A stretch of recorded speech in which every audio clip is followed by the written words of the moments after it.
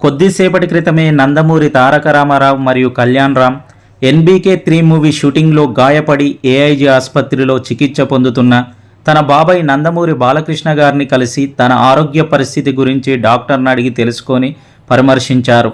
ఇప్పుడు ఈ విషయాలు సోషల్ మీడియాలో ఎంతో వైరల్ అవుతున్నాయి. అయితే నందమూరి బాలకృష్ణ గారికి షూటింగ్ సమయంలో గాయపడి కాలి కండరంలో రక్తం గడ్డగట్టి నడవలేని స్థితిలో హైదరాబాదులోని AIG ఆసుపత్రిలో చికిత్స పొందుతున్న విషయం మనందరికీ తెలిసిందే. అయితే ఆయన యొక్క ఆరోగ్య పరిస్థితి నిలకడగా ఉందని, ఆర్థోపెడిక్ సర్జన్ల పర్యవేక్షణలో ఉన్నారని, పరీక్షలు పూర్తయ్యాక ట్రీట్మెంట్ ప్రారంభిస్తామని వైద్యులు పేర్కొన్నారు. కాగా గోపిచంద్ మల్లినేని దర్శకత్వం వహిస్తున్న NBK3 మూవీ షూటింగ్ సందర్భంలో బాలయ్య గాయపడ్డారు.